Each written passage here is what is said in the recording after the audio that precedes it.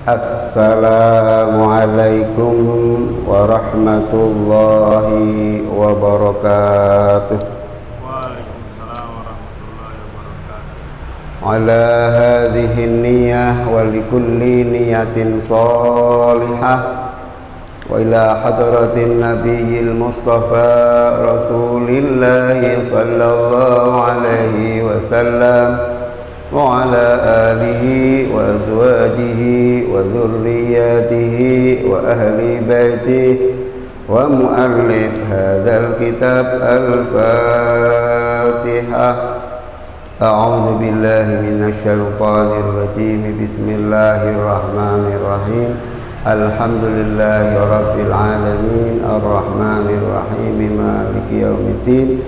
Iyyaka na'budu wa iyyaka nasta'in ihdinas siratal mustaqim siratal ladzina an'amta 'alaihim ghairil maghdubi 'alaihim waladdallin. Rabbighfirli wa liwalidayya wa lil mu'minina amin. Ya Rabbi shalli 'ala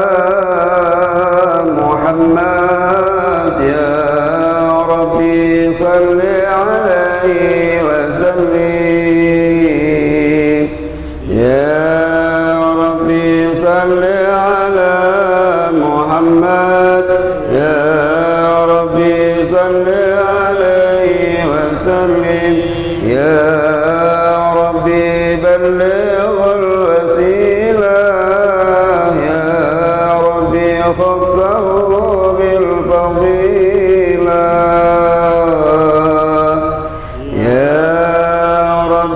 salli ala Muhammad, ya Rabbi salli alaihi wa sallim. Ya Rabbi nakhtim bil musyaffah, ya Rabbi salli alaihi wa sallim. Ya Rabbi salli ala Muhammad, ya salli alaihi wa sallim. Allahumma salli wa sallim wa barik alaihi wa ala alihi wa sahbihi. Bismillahirrahmanirrahim. Alhamdulillahilladzi an'ama على عباده المؤمنين بالعرفان وأكرمهم من مزيد فضله برؤيته في الجنان وأشهد أن لا إله إلا الله الملك العلام وأشهد أن سيدنا محمدًا عبده ورسوله صاحب أعلى المقام والصلاة والسلام على مصابيح الظلام والتابعين لهم بإحسان إلى يوم المنطق فيه جميع الأعضاء وبيكم فيه اللسان صلاة وسلاما دائمين متلازمين ما دامت الأوقات الأوان. أما بعد hadratal mukarramin wal muhtaramin, para alim, para kiai, para ustadz wal ustazah, wabil khusus kepada seluruh jamaah majelis taklim Masjid Al-Jariyah. Mengawali pertemuan kali ini, mari kita bersama-sama memanjatkan puja dan puji serta syukur kita kepada Allah Subhanahu wa ta'ala atas segala limpahan nikmat, limpahan rahmat serta limpahan sehat Alhamdulillah pada malam hari ini kita masih diberi kesehatan oleh Allah Subhanahu wa taala sehingga kita dapat melaksanakan ibadah salat fardu maghrib dan dilanjutkan dengan kewajiban thalabul ilmi. Salawat dan salam mudah-mudahan Allah akan tetap tercurahkan kepada baginda Rasul Muhammad sallallahu alaihi wasallam. Atas perjuangan beliaulah kita dapat memeluk agama yang diridhai oleh Allah Subhanahu wa taala, yakni agama Islam. Ma'asyiral hadirin jamaah yang dimuliakan oleh Allah. Pada pertemuan yang lalu kita sudah membuka atau muqaddimah tentang latar belakang nazam Aqidatul Awam ini ditulis. Sedikit banyak sudah kita jelaskan. Nah, sekarang akan kita mulai dari bait yang pertama, karena ini menggunakan bait atau syair. Bismillahirrahmanirrahim. Abda'u bismillahi warrahmani wa birrahimi daimil ihsani falhamdulillahil qadimi awwali wal akhiril baqi bila tahawuli. Ini syair yang ditulis oleh penulis kitab ini, yaitu Syekh Ahmad Marzuki. Beliau memulai dengan mengucapkan abda'u. Abda'u itu artinya aku memulai. Memulainya menulis diawali dengan bismillahi warrahmani wabirrahimi daimil ihsani. Dimulainya menulis kitab ini dengan bacaan bismillahirrahmanirrahim, karena ini dijadikan bait, dijadikan syair, sehingga tidak, kalau disyair dengan bismillahirrahmanirrahim nanti syairnya tidak nyambung, karena ini ada kaitannya dengan lagu, sehingga ditambahkan dengan birrahimi daimil ihsani. Intinya setiap penulis kitab pasti dimulai dengan bacaan bismillah, karena ini sesuai dengan sabda Nabi sallallahu alaihi wasallam, kullu mri'in dzi balin la yubda'u fihi bismillahirrahmanirrahim fahuwa abtar. Ada lagi yang mengatakan wa ajdam, ada lagi yang mengatakan wa aqta. Artinya apa? Setiap kali kita melakukan satu amalan yang mengandung kebaikan, kita disunahkan untuk mengucapkan bismillahirrahmanirrahim. Termasuk juga penulis kitab ini, ketika menulis kitab ini beliau awali dengan ucapan bismillahirrahmanirrahim. Akan tetapi ketika kita menghadapi hal-hal yang kotor, itu kita tidak disunahkan untuk membaca bismillah. Misalkan apa? Kita sapinya banyak, karena supaya kotorannya sapi ini kita bersihkan, sehingga ketika kita membersihkan kotoran sapi itu kita tidak disunahkan untuk membaca bismillah. Jadi bismillah itu ada beberapa macam hukumnya. Ada bismillah yang hukumnya sunnah, ada bismillah yang hukumnya haram. Bismillah juga ada yang hukumnya makruh, ada bismillah yang hukumnya wajib, ada bismillah yang hukumnya mubah. Jadi ada 5 hukum seperti hukum Islam. Hukum Islam itu jumlahnya ada 5. Ada hukum wajib, ada hukum haram, ada hukum makruh, ada hukum sunnah, ada hukum mubah. Begitu juga tentang basmalah. Basmalah ada yang hukumnya sunnah, ada yang hukumnya haram, ada yang hukumnya wajib, ada yang hukumnya makruh, ada juga yang hukumnya mubah. Nah, kapan bismillah itu dihukumi haram?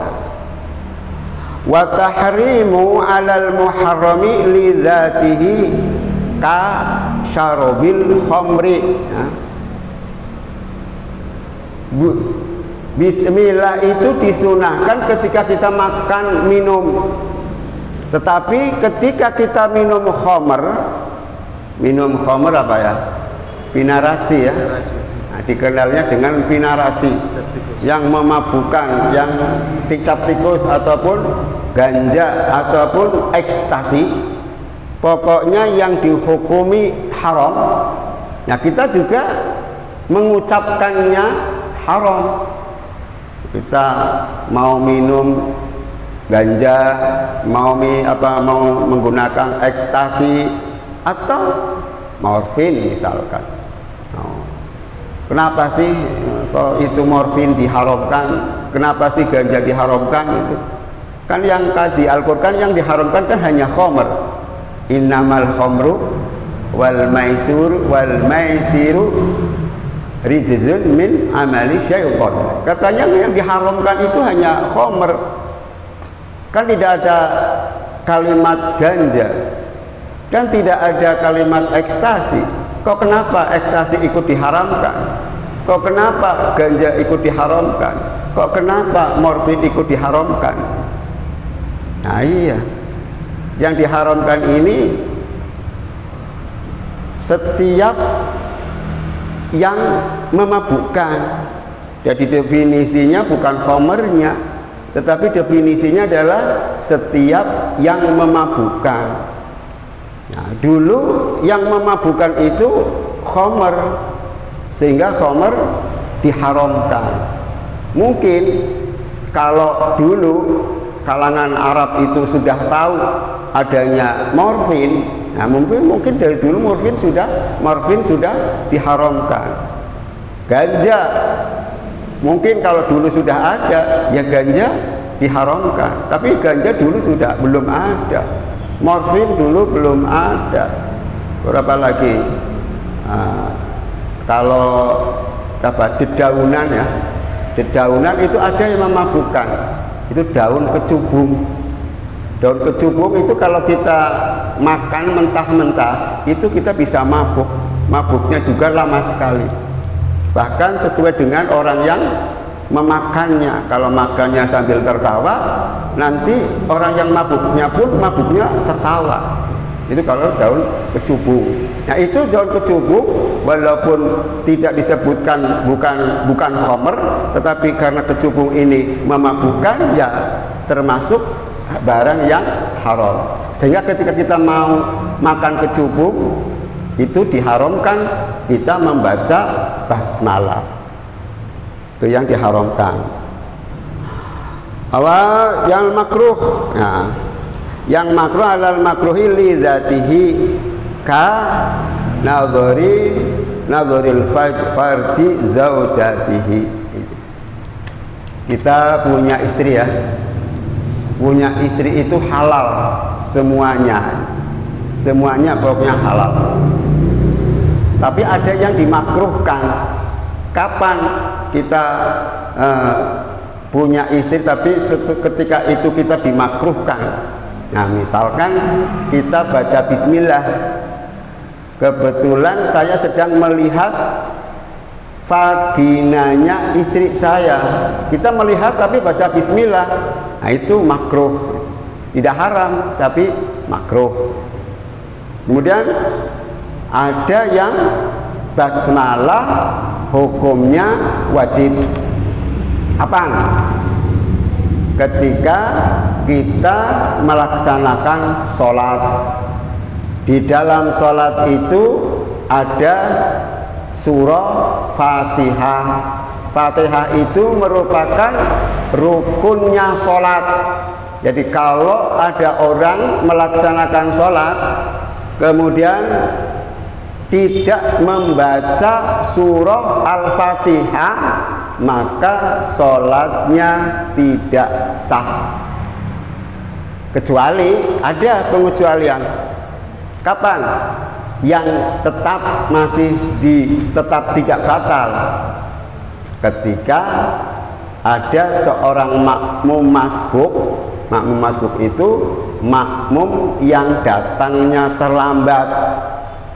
Ada makmum datang terlambat. Ketika itu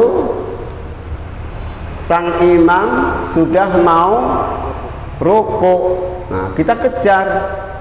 Nah, ketika kita kejar kan tidak sempat untuk membaca Fatihah.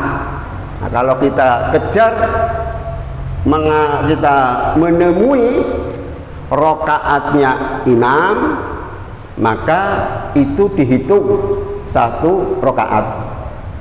Tetapi ketika kita datang sholat kemudian ternyata si imam ini sudah bangun dari rukuk, maka kita tertinggal satu rokaat.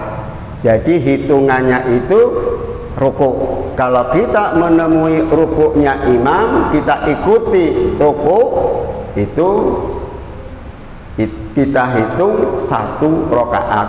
Tetapi ketika kita datang ternyata imam sudah bangun dari rukuk, berarti kita tidak menemui rukuk, maka berarti sholat kita tertinggal satu rokaat. Setelah salam kita menambahkan rokaatnya. Ini yang wajib kita membaca basmalah ketika membaca surah Al-Fatihah. Sekalipun sedikit banyak sudah kita jelaskan bahwa Fatihah itu ada yang beranggapan masuk di dalam surah Al-Fatihah, ada yang mengatakan bahwa basmalah itu tidak masuk di dalam surah Al-Fatihah. Nah, kita menganggap, kita berkeyakinan, kita bermadzhab bahwa basmalah itu bagian daripada surah Al-Fatihah. Karena kita sudah beranggapan bahwa basmalah itu masuk di dalam wilayah surah Al-Fatihah, berarti ketika kita membaca Fatihah, membaca basmalah hukumnya wajib. Sehingga kita sholat tertinggal bacaan basmalahnya, nah itu berarti Fatihahnya tidak sah. Kalau Fatihahnya tidak sah, sholatnya tidak sah. Nah, sehingga haram ketika kita hingga wajib ketika kita sholat membaca basmalah. Ada lagi yang diharamkan membaca basmalah ketika kita temui pada awal surah Baroah atau At-Taubah. A'udzubillahi minasyaitonir rajim. Bara'atun minallahi, itu pokoknya langsung bara'atun, tidak usah baca basmalah. Nah, kalau baca basmalah kita diharamkan di surah Al-Quran. Ada juga yang basmalah yang hukumnya mubah, boleh kita basmalah boleh kita tidak. Kapan? Ketika kita memindahkan sesuatu yang bermanfaat. Ketika mengerjakan boleh memindahkan ya sesuatu yang bermanfaat, apa memindahkan apa memindahkan al-kasur atau memindahkan koi. Ketika kita mengucapkan itu boleh, karena bismillah itu ketika kita mengucapkan, kalau yang dihukumi sunnah, maka kita akan mendapatkan kesunahannya, akan mendapatkan pahalanya. Itu diantara basmalah. Sehingga apa? Sehingga penulis kitab ini ketika memulai menulis kitab ini diawali dengan basmalah. Kemudian bismillahirrahmanirrahim. Abda'u, beliau memulai menulis kitab ini dengan ucapan bismillahirrahmani wabirrahimi daimil ihsani. Bismillahi, dengan menyebut asma Allah, sifatnya Allah Ar-Rahman, zat yang maha pengasih. Wabirrahimi, dan dengan menyebut zatnya Allah yang maha rahim. Rahim itu maha penyayang. Kalau sayang itu hanya ada bagi khusus umat yang beriman kepada Allah, yang akan mendapatkan sayangnya Allah. Tetapi kalau kasihnya Allah, semua orang diberi oleh Allah, baik yang taat kepada Allah maupun yang maksiat kepada Allah, akan diberi rizki semuanya. Tetapi kalau rahim itu khusus bagi orang-orang yang beriman nanti ketika kita berada di dalam surganya Allah. Daimil ihsani, Allah itu senantiasa selamanya berbuat baik kepada kita. Allah berbuat baik terhadap kita itu selamanya. Sejak kita belum lahir sampai kita meninggal, itu tetap Allah berbuat baik kepada kita. Ketika kita belum lahir, Allah berbuat baik kepada kita apa? Dengan memberikan ilmu atau memberikan ilham, memberikan pengetahuan kepada anak kecil yang ketika itu belum tahu apa-apa, tapi Allah memberikan ilham bagaimana caranya agar bayi ini bisa hidup. Di antaranya Allah memberikan ilham, memberikan pengetahuan tentang apa? Menetek, ya, mengambil air susunya ibu. Siapa yang mengajarkan kalau bukan Allah Subhanahu wa Ta'ala? Itulah kasihnya Allah. Sehingga ketika kita dewasa pun begitu, kita selalu diberikan kebaikan oleh Allah Subhanahu wa Ta'ala. Abda'u, aku telah memulai fi ta'lifi hadhil manzumati, ketika aku mengarang atau ketika kita menulis nazam ini, musta'inan, dalam keadaan memohon pertolongan kepada bimusamma ismillahi, dengan yang disebut dengan nama asma Allah al-musamma, yang disebut yaitu ismallah, namanya Allah Subhanahu wa Ta'ala dengan bismi. Sebagai kama fassarahu bidzalika, sebagaimana yang telah ditafsirkan dalam hal itu. Siapa yang menafsirkan? Al-Baijuri, Imam Al-Baijuri. Wal ityanu bil bismillati wa manzumatan wa khilaful aula. Membaca bismillah ketika ini menurut pendapatnya Imam Bajuri, mengucapkan bismillah ketika menulis nazam ini, ada yang mengatakan huwa khilaful aula. Khilaful aula itu apa? Berlawanan dengan sunnah gitu. Ada yang berpendapat seperti itu. Khilaful aula, berlawanan dengan sunnah atau yang lebih utama. Banyak khilaful aula ini bukan makruh. Kalau tadi kan paling rendahnya itu makruh. Nah, kalau khilaful aula ini di bawahnya makruh. Apa? Misalkan kita bangun malam. Umumnya atau biasanya orang yang bangun malam itu mau melaksanakan sholat tahajud. Kebetulan kita bangun, tetapi ketika bangun, setelah bangun, yang biasanya orang itu melaksanakan sholat tahajud, dia bangun malam tetapi tidak melaksanakan sholat tahajud. Ya, ini namanya khilaful aula, meninggalkan kesunahan. Sehingga mestinya baiknya itu ketika kita bangun malam, ya kita laksanakan sholat malam, walaupun hanya dua rakaat, atau boleh walaupun hanya 1 rakaat, yaitu witir ya. Barangkali setelah sholat isya kita belum melaksanakan sholat witir, ya boleh. Kalau malas tahajud 2 rakaat malas, ya sudah 1 rakaat saja, itu namanya sholat witir. Itu kalau kita tidak melaksanakan itu namanya khilaful aula. Tapi tidak apa-apa, tidak dosa, tidak haram. Tetapi kalau adab berarti kurang beradab lah. Diberi kesempatan bangun malam kok tidak mau melaksanakan sholat malam.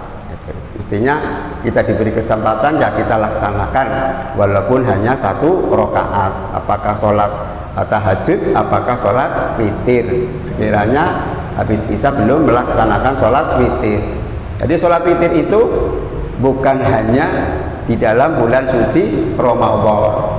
Sholat witir itu kapan saja, malam, setelah, baik sebelum tidur maupun setelah tidur.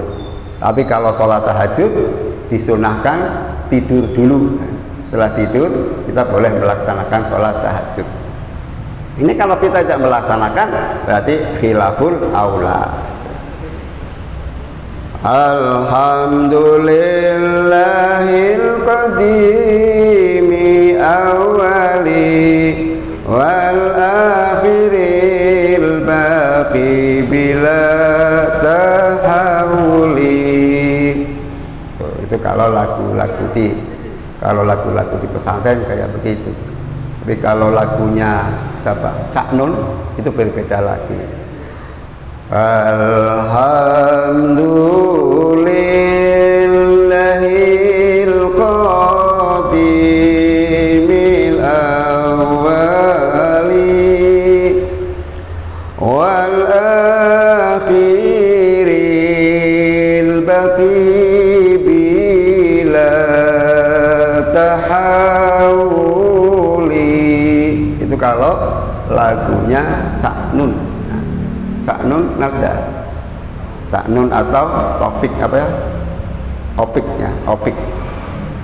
Tombo Ati, itu lagunya lagu Tombo Ati. Alhamdulillah, setelah penulis kitab ini membaca basmalah, kemudian dilanjutkan dengan membaca alhamdulillah. Seperti Al-Quran. Al-Quran juga begitu. Di dalam surah Al-Fatihah, setelah kita membaca basmalah, ayat berikutnya adalah alhamdulillah. Al-Quran juga begitu. Alhamdulillah, segala puji. Segala puji. Puji itu bagi lillah. Segala puji itu miliknya Allah. Dan puji itu ada macam-macam. Ada puji qadim li qadimin. Nah, ada puji qadim lil hawadith. Ada puji lil hawadith, pujinya hawadith lil qadim. Ada pujinya hawadith lil hawadith. Apa itu pujian? Pujian itu hanyalah milik Allah. Alhamdulillah. Pujian itu hanyalah milik Allah. Tetapi pujian itu ada 4. Ada pujian qadim li qadimin. Qadim itu siapa? Qadim adalah zat yang dulu, zat yang paling dahulu. Siapa zat yang paling dahulu? Allah. Allah itu mempunyai sifat qadim. Qadim itu artinya dahulu. Sebelum adanya alam ini, Allah sudah ada. Walaupun waktu itu Allah belum menciptakan malaikat, walaupun Allah belum menciptakan apa saja, Allah sudah ada. Kok kenapa sih kita yakini bahwa Allah itu adanya lebih dahulu? Iya, kalau Allah adanya itu ada yang mendahului Allah, berarti Allah bukan Tuhan, kan ada yang lebih dahulu, sehingga Allah itu maha dahulu. Sehingga di dalam hal ini puji qadim lil qadimin, Allah memuji kepada zat yang qadim. Artinya apa? Allah memuji terhadap dirinya sendiri. Allah itu memuji terhadap dirinya sendiri. Kasusnya ada, Allah memuji terhadap dirinya sendiri. Dulu itu ketika Allah akan menciptakan manusia, malaikat itu protes. Wa idh qala rabbuka lil malaikati inni ja'ilun fil ardi khalifah. Dalam surah Al-Baqarah. Wa idh qala, dan ketika Allah berfirman lil malaikati, kepada para malaikat. Firman-Nya Allah, inni ja'ilun fil ardi khalifah. Sesungguhnya aku, kata Allah, akan menjadikan manusia di permukaan bumi ini sebagai pemimpin, khalifah. Lalu malaikat protes, qalu ataj'alu fiha man yufsidu fiha wa nahnu nuqaddisu lak. Qalu, para malaikat ini protes, ataj'alu fiha, mengapa, apakah boleh, apakah engkau akan menciptakan manusia di permukaan bumi ini? Karena apa? Mayyufsidu fiha, menurut prediksinya malaikat, manusia ini sukanya berbuat kerusakan di muka bumi ini. Sehingga mengapa engkau akan menciptakan manusia yang manusia itu sukanya berbuat kerusakan di muka bumi ini? Ini prediksinya malaikat sebelum Allah menciptakan manusia. Ataj'alu fiha may yufsidu fiha wa nahnu, wa nahnu, sedangkan kami, itu kata malaikat, wa nahnu nusabbihu bihamdika, sedangkan kami mensucikan engkau, wa bihamdika, dan sedangkan kami memuji engkau. Kami senantiasa mensucikan engkau, kami senantiasa memuji engkau, wa nuqaddisu lak, dan kami pun akan mensucikan engkau. wa nahnu nusabbihu bihamdika wa nuqaddisu lak. Qala, Allah ini qala, berfirman, ini a'lamu ma la ta'lamu. Aku ini lebih mengetahui. Itu lebih kan membanggakan diri, memuji terhadap dirinya sendiri. Aku ini, kata Allah, ini a'lamu, aku ini lebih mengetahui ma la ta'lamu, apa-apa yang kalian tidak ketahui. Sekalipun menurut prediksimu, sekalian menurut prediksimu bahwa manusia itu akan berbuat kerusakan di muka bumi, wa yufsiduha wa ma yufsiha wa apa itu mengeluarkan darah. Itu di ayat itu. Ini a'lamu, apa ayatnya bagaimana itu? Ma yufsiduha wa yasfikud dima, itu. Wa yusfikud dima, sukanya manusia itu mengalirkan darah.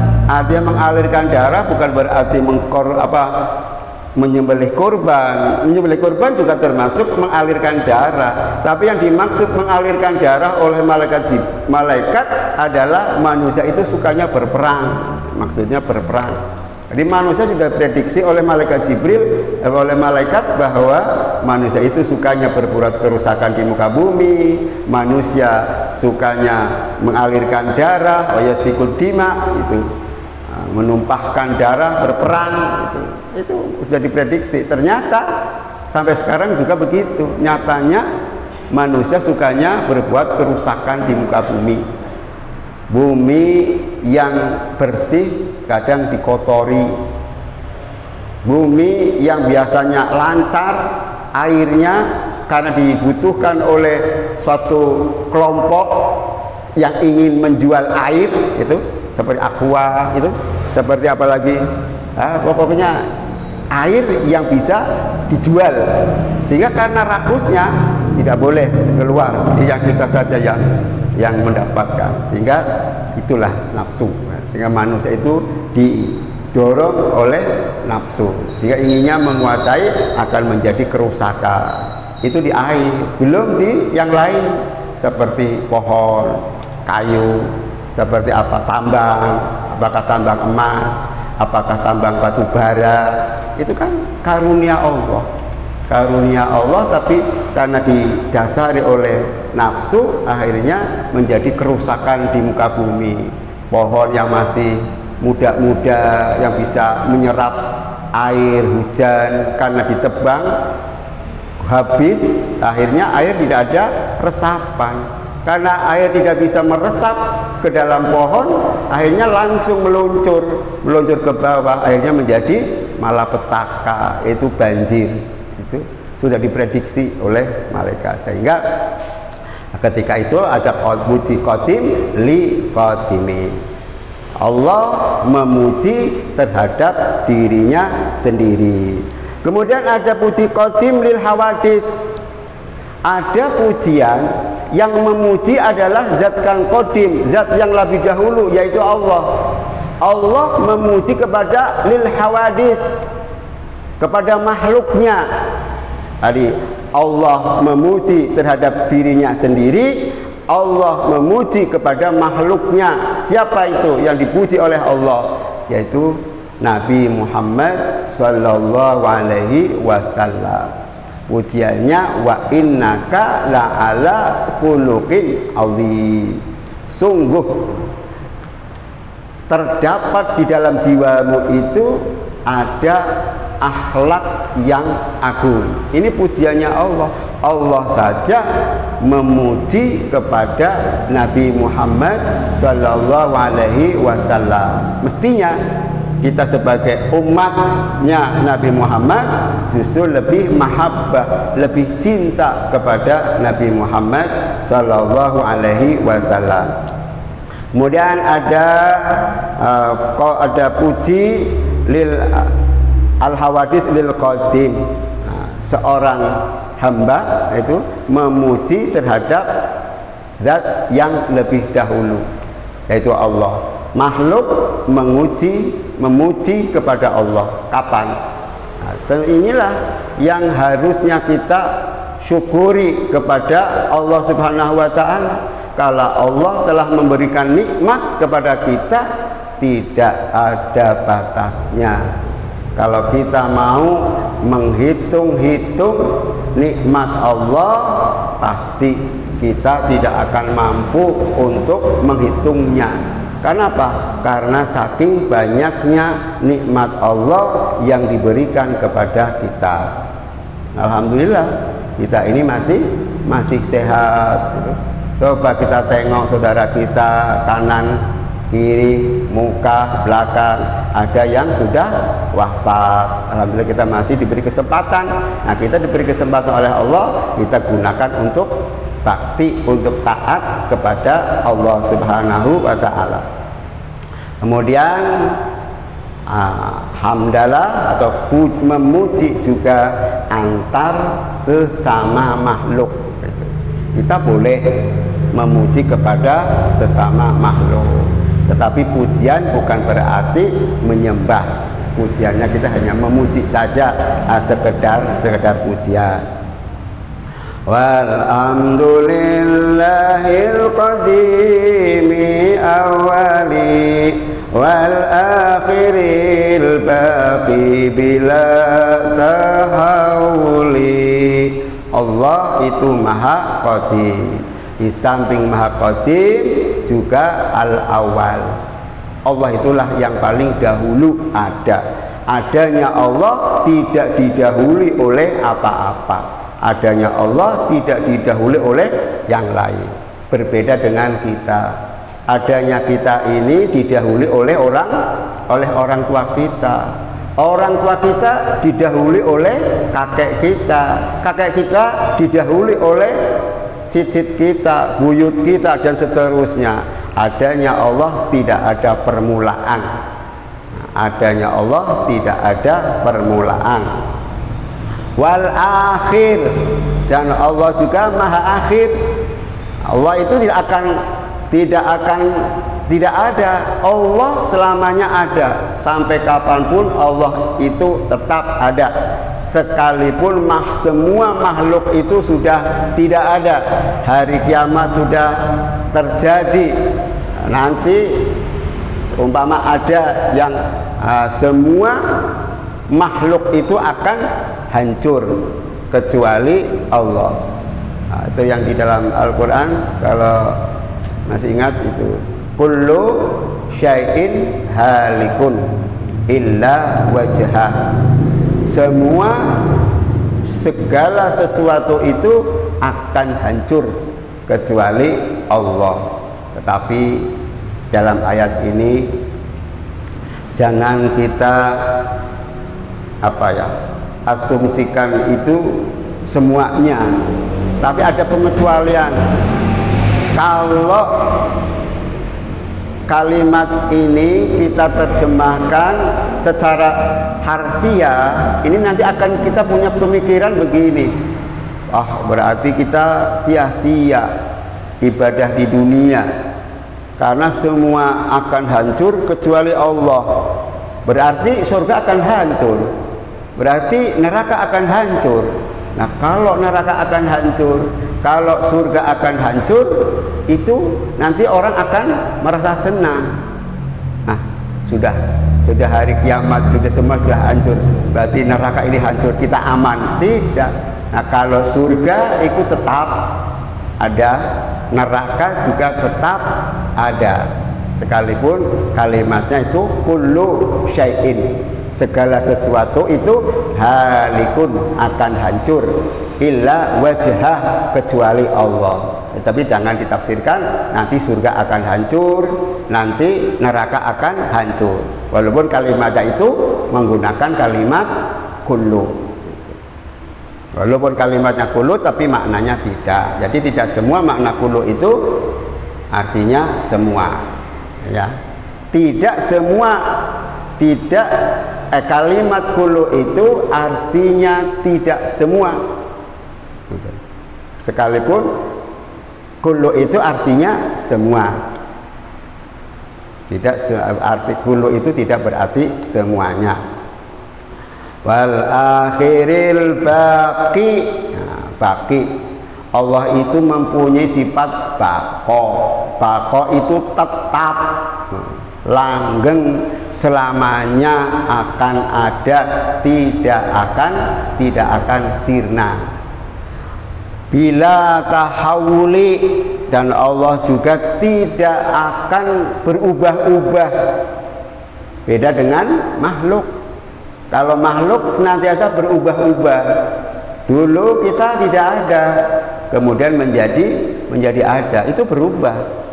Setelah kita ada, adanya kita juga tidak langsung besar. Nah, berubah artinya dulu tidak ada menjadi ada, setelah ada dari kecil menjadi besar, itu berarti berubah. Dari besar pun nanti akan menjadi tua, dari tua akan menjadi meninggal. Itu artinya berarti kita berubah-ubah. Kalau makhluk itu senantiasa berubah-ubah, tetapi kalau Khalik itu tetap tidak akan berubah. Maka di sini disebutkan wal akhiril baqi bila tahawuli, itu tidak akan berubah. Waktu habis ya? Sudah jam berapa Isya? Hah? 2 menit lagi. Oke. Nah, kita ulang dari awal. Abda'u bismillahi warrahmani wabirrahimi daimil ihsani falhamdulillahil qadimi awali wal akhiril baqi bila tahawuli. Oke, dari syair ini kita harus meyakini bahwa Allah itu mempunyai sifat Rahman.